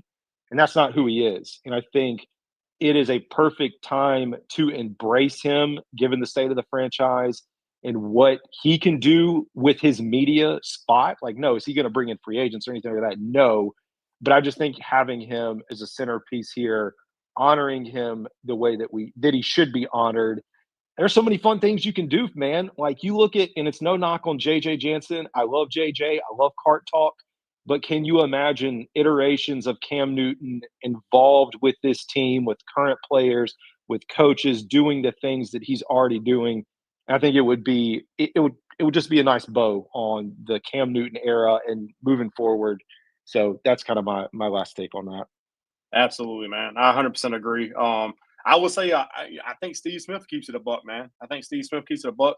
Obviously, Cam's on a higher platform. Yep. He's a higher platform. It's a with Smitty. He keeps it a buck. But if you've noticed, I don't know if you have, he's been much more tactful over the past few years than he has in the past. Absolutely. I was definitely going to say that. Yeah, like that. So when you talk about that matters, right? Like I have stories that I'm going to keep to myself, but I think there's a level of tactfulness that Steve Smith does, and he's very good at it. And I said this last night on the show on PNP. There's an art form of tactfulness, and a lot of folks aren't good at tactfulness. And there's nothing wrong with that, but there's some people that are, and Steve Smith is. Cam Newton. Cam's not tactful. Not at all. Not at all. Cam is honest as honest can get, and there's nothing wrong with that. I mean, sometimes you need that. You need a nice mix of it.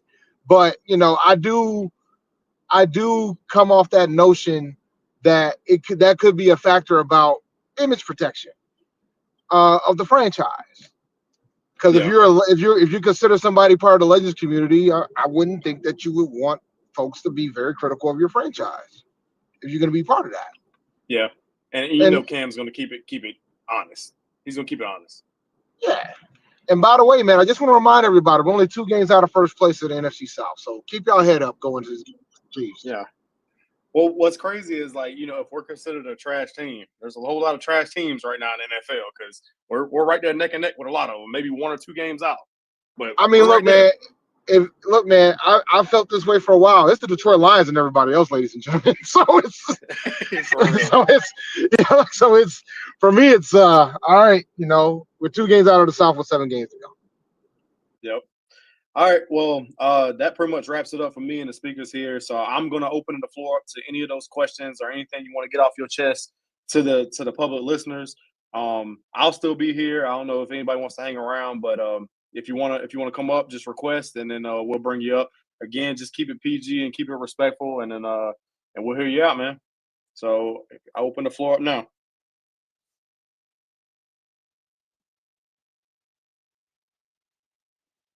All right, my brother. I appreciate you coming through, man. Yeah, I'll stay up for like another 15 minutes or so because I was late, so I'll stay. Pretty dope experience, man. Pretty dope experience. As y'all saw, I'm not sure. I know a couple of y'all are watching. Y'all didn't get the opportunity to join the space, but Terrence was on with me for a little while earlier. He had to head out. Had a couple of things to do, but yeah, man. Hey, a lot of y'all are responsible for that Cam Newton. I don't know if y'all heard that portion of what I had to say, but a lot of y'all are responsible for the way the Carolina Panthers treat Cam Newton, because a lot of y'all don't respect him yourself. So, you can't really expect the organization to do so if there's no sense of urgency or no pressure from the fan base. And y'all know how I feel about Cam Newton. I've been extremely vocal on multiple occasions about Cam Newton and my belief in what I think he's done for this organization. But yeah, and while we're at it, you might as well go ahead and make things right with D'Angelo Williams as well. I understand that people that kind of pissed him off aren't currently in the building any longer, so that may fall on deaf ears. But at least send him a letter in a care package. But what do I know, man? What do I know? Shout out to everybody that's watching on YouTube, watching on X. I see a lot of y'all are here from X. I don't know why y'all didn't just hop on the I don't know why y'all just didn't hop into space, but hey, I appreciate you for rocking out with us for sure. FPFO the movement, man. Y'all know what time it is. I'm not going to really go too long just because I don't really have much to say anymore. And we are returning back on Friday to do our live, our game preview. So we'll definitely be back with that. I don't think there's really anything for us to touch on. I think it's extremely weird. And I'll say this kind of jab and move. And like I said, we'll talk more about it on Friday of this week when we do our live stream, as well as Tuesday next week when we go when we drop our episode. But I don't really understand the ideology as it pertains to Dave Canales and making Bryce Young a week-to-week type decision to be the starter. I personally really don't understand it nor get it. But I think that if we had to look at something in particular, it would just be that Dave Canales doesn't believe Bryce Young has the ability to be his guy. And I mean, I've said that on multiple occasions on FPFO. If you're not familiar with the podcast, highly, highly recommend you check it out. hosted with my buddy Terrence, my co-host, as well as our producer Tavian. Y'all can find that on all DSPs and on YouTube right now. If you just search for Panthers Fans Only, it'll pop up, and then down below you can tap in with us on socials as well. But I mean, we've spoken about this. I don't believe Dave Canales thinks that he can fix Bryce Young. I don't believe that Dave Canales believes that Bryce Young has what it takes to operate his offense at the level he wants to operate it at. And so, with that being said, you're always going to run into issues, in my opinion. And as you guys heard in the space, there are other people, other content creators specifically, that believe Bryce Young still has it, and Bryce Young still can thrive in the Carolina Panthers uniform. But for me, I don't know if he has it. I don't know if he has what it takes to be an NFL quarterback or not, just because last year things were extremely skewed against him, which I've now acknowledged a year or so later, because last year I was not acknowledging that. But things were definitely skewed, against him.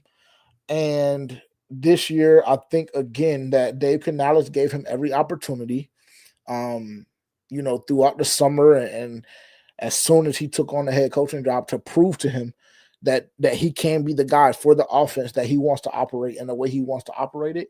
And I don't believe Bryce Young has done that. And I think that's why we kind of see this, kind of game, this chess game on if Bryce Young is going to be the starter or not every single week. And then, of course, with the rumors that have come out this week or over the bye with, the team not being 100% committed to him, there's a reason for that.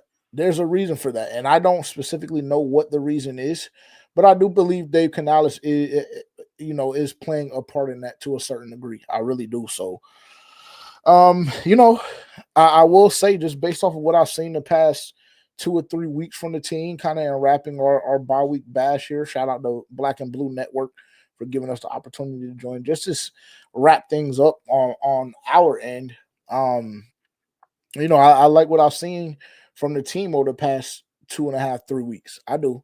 Huge win against New Orleans, where you honestly didn't play bad. But listen, when you play bad and you're able to get a win, that speaks volumes to, kind of towards what you're attempting to build and what you're attempting to grow, and just the strides that you've taken, because the New Orleans Saints beat us very, very, very, very bad week 1.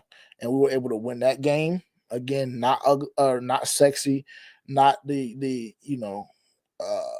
what's the word that I'm looking for? Not the model for how you want to win football games, but it was a win nevertheless. And then you go to Germany, across the pond, and with everything else that you have kind of in the back of your mind as far as job security and Deontay Johnson still not being there and guys still not being healthy, et cetera, et cetera. You get a big lead, you give it up, but you persevere, and you stay persistent, and you understand what you have on the line, and kind of where you're going, in the direction you want to go, and we're able to get a win there. So I think this team will be okay. I think the biggest thing for me is that you trust Dave Canales, Dave Tepper continuing to trust Dan Morgan to get guys in the building that fit the scheme, guys that we want around, the dogs kind of that we're looking for, continue on the right path, and I think we'll be okay. I do think we'll be okay. Let me see. I see Hunky Dory. I see you said something. Why can't Canales just say we are using a 2-quarterback system? We insert whoever gives us the best chance to win. I don't know. That's a good question. I think that you would see a significant amount of pushback if Dave Canales comes out and says that. And though Dave Tepper has been very, very quiet, and it seems like he's more hands off, which I do believe he has been, I think when you look at decisions like that, I still think that he's playing a prominent role. I still think he's playing a prominent role. So I don't know if Canales even has the leeway to say something like that. And then we saw kind of the feedback from the fans and just around the NFL when that was the sentiment being echoed from Dave Tepper when he was saying that Andy Dalton was a quarterback that gave him the best chance to win when, Bryce was pulled, and the frustration that you saw from the fan base there. So I think there's a very, very fine line. That's not something that I really want to hear personally, but I don't think it can do any harm. I don't think it would be terrible.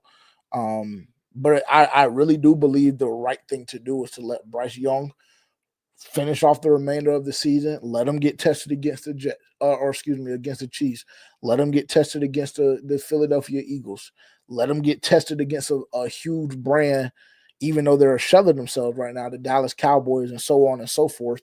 Let him get tested. Let him see, let's see if he does in fact have what it takes before we kind of write him off, or whatever the case may be. So I think it's kind of hurting his confidence when you're playing this thing week to week, every single game we have, unless there are conversations that are being had behind closed doors where Dave Canales is coming to the quarterbacks and saying, hey, look, Bryce, you're starting this week. Disregard anything I say in the press conference. That's just to play a chess match with the opposing coach or the media or whatever the case may be. But I think that I don't know. I don't know if Bryce Young has won Dave Canales over. I don't know if Bryce Young has won him over. And I think that for Bryce Young, that's honestly step one. Giving Dave Canales the confidence to believe that you are the guy for us. And I don't think that he's done that up until this point this season. So we'll see. Is Bryce developing enough to be a backup quarterback? I mean, I'd say so. I think that I don't really know what you're looking for when you say backup quarterback, if that makes sense. Like, I think Bryce Young would have been I think he would have been a good backup quarterback last year if given, a better opportunity and a better system. Like, if Bryce Young goes to the Detroit Lions to be a backup quarterback, I think he'll be A-okay. I think the same will be true if he's San Francisco. So I don't know if he has even needed to develop enough quote unquote to be a backup quarterback, because I think that you'd be remiss to find a person that would tell you that Bryce Young at the very bare minimum isn't within the top 64 quarterbacks in the NFL. And if they did, then they're just casuals. They don't really know football that well. But I don't know if Bryce Young is not he's not a starting quarterback in the NFL right now, right this second. He's not. I think he would be a good option as a backup. So to answer your question, in lesser terms, I would say yes. I think Bryce Young has what it takes to be a backup quarterback for sure. Bloody, I see you said, I was wanting to ask y'all a question. You can save it for the pod if you answered it in the pod, but how many carries do you think Brooks will have this week? I'll answer it, and we'll touch on it again on Friday when we do our game preview. I'm probably going to go around 8 p.m. 8 p.m. Eastern this week. So make sure to go ahead and like, comment, subscribe, and turn that bell notification on, and tap in with us on Friday. Friday we'll be live with me and Terrence, and we'll talk about what we had to do to beat the Chiefs. But what I want to see from Brooks, how many carries?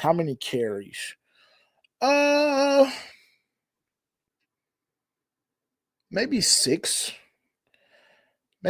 Actually, I think, Hunky Dory said 5 to 7 carries. I think that's a good number. When you're dealing with the injury like a torn ACL, bro, you want to make sure that you're like 100% good to go.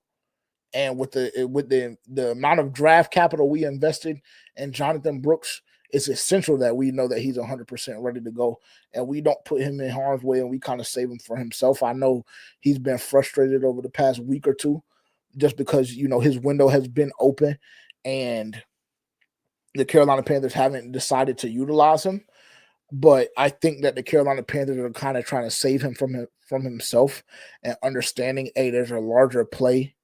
There's a larger plan at play here. So you just kind of got to chill. So for me, I'd say 5 to 7, just like Mr. Hunky Dory said. But I would definitely want to see an increase in rep share, just because I believe when you do that, you extend Chuba Hubbard's life as well. As it pertains to just what we know the baseline to be, or shelf life to be on a NFL running back. So I want to see that rep share increase significantly throughout the end of the year. But I think right now, with his first game coming back, 5 to 7 is reasonable. I think it's reasonable. And I will say this, and I'll reemphasize this point on Friday as well as Tuesday after the game.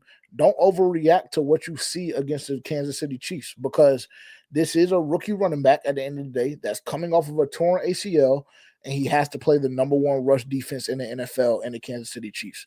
So don't overreact to anything that you see on Sunday.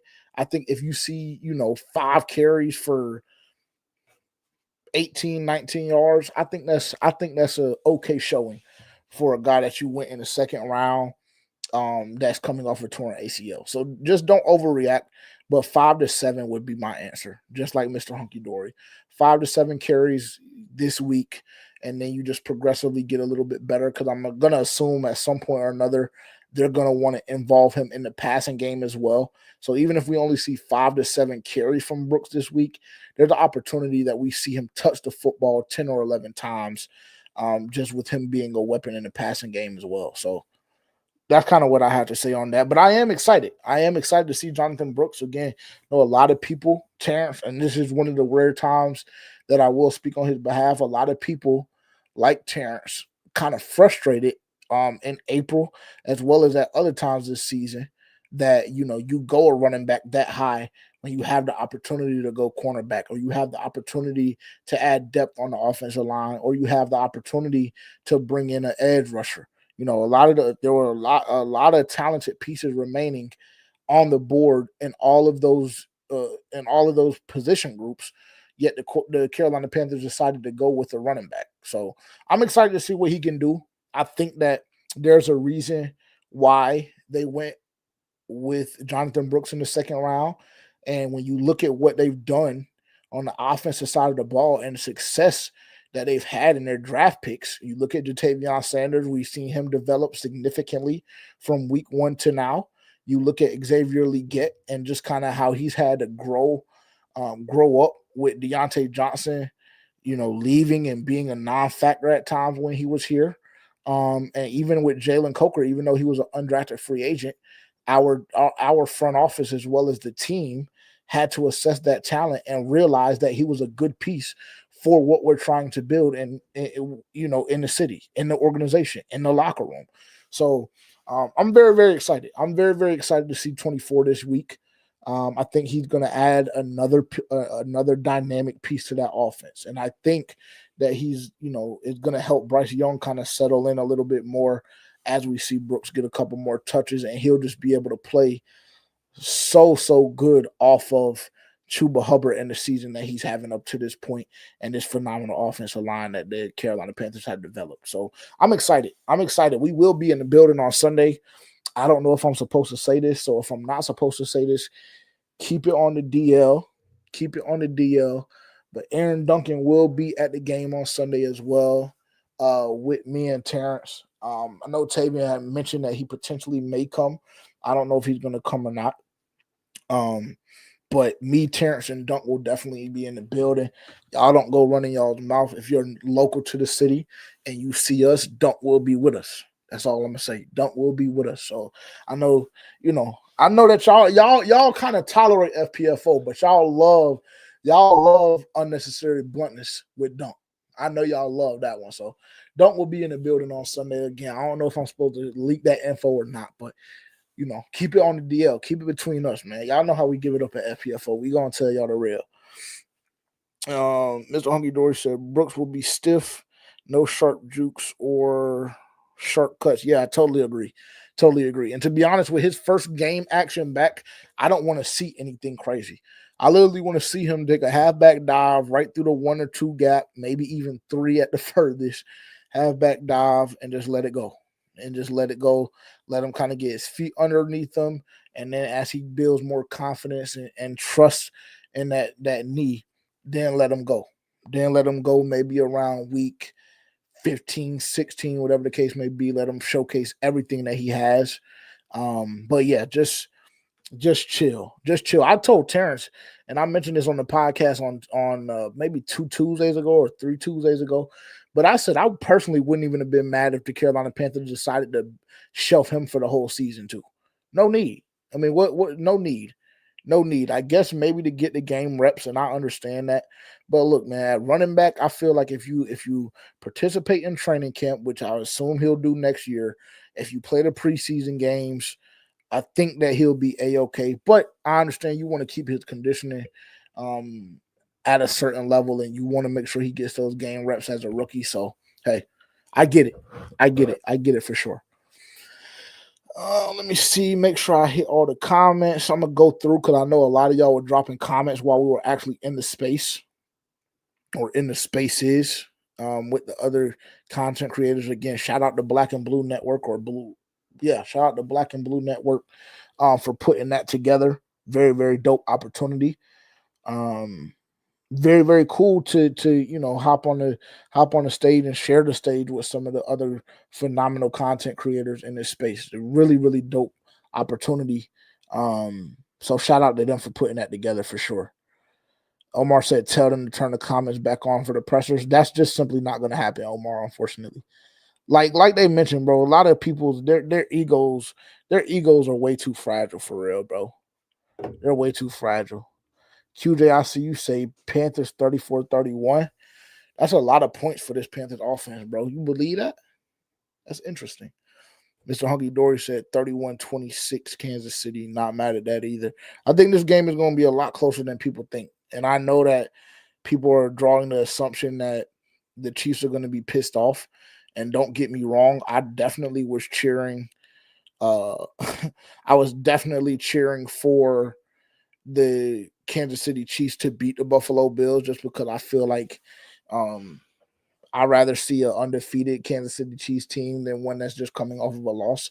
However, that doesn't put fear in my heart at all. The Kansas City Chiefs this season specifically, they haven't looked like anything crazy to me. If we had to play Detroit, I would be a little nervous because they're going to embarrass you and there's nothing that you can do about it. So it's either get down or lay down. Simple as that. But for the Kansas City Chiefs this year, I don't even think they have the ability to pop like that offensively. And just with how competent our offense has been playing over the past couple of weeks, I think that we have a shot to keep this game competitive. That's just my opinion. So I'm really excited. Really excited to see Brooks play for two main reasons. I liked how he looked in college, and hopefully it gets Miles off the field. Hey, I'm not mad at that, bloody. I'm not mad at that. I'm not mad at that at all. I understand the disdain for Miles Sanders. I really do. I really do. Bloody said, I don't want to see Miles Sanders no more. Nah, I feel it. I hate that he had to go out the way that he went out, though. I never want anybody to get injured, bro, especially not any of our guys, because I'm a huge proponent for, if they come across that middle, you stretch them. That's why I commended Xavier Woods for him sliding the way he had. And I won't mention no name, but if you go back and look at the Saints game, maybe in the first or second quarter, you'll know what I'm talking about. You'll know what I'm talking about for sure. But yeah, that's gonna be a wrap for me, man. Before y'all hop off, if y'all wouldn't mind, just tap in with us. You see our social media down below. You can find us on all DSPs at For Panthers Fans Only. Instagram at the same handle. X, find us at FPFO_podcast. We're very, very active in the X community. We had constant videos coming out during training camp, even when we weren't supposed to. We risked it all for the sake of the content and for the sake of the people. We do a lot of giveaways and things of that nature. So if you're not familiar with our platform and kind of what we do, definitely highly, highly, highly recommend and encourage you. Just take a look at our social media platforms. YouTube, I actually have to add, I got to get Dylan to add our YouTube right there. YouTube, you can find us at the G2S Network. And explore. When you find us on the G2S Network, explore. Don't be afraid to explore. We have a lot of dope pieces of content that I've created, as well as, a couple of other buddies that run Goodies and Two Shoes as a whole with me, and that just a part of the team overall. So don't be afraid to explore when you visit us at the G2S Network on YouTube. You can also go on YouTube and search for Panthers Fans Only, and we'll pop right up. Go to Google, do the same thing. You'll have access to everything you need. So yeah, again, appreciate y'all tuning in. We will be back probably around 8 p.m. on Friday with our full game preview for the Kansas City Chiefs, and then you'll be able to catch us outside for the Chiefs versus Panthers at 1 p.m. on Sunday. So again, thanks for tuning in, and we will talk very soon. Y'all have a good night.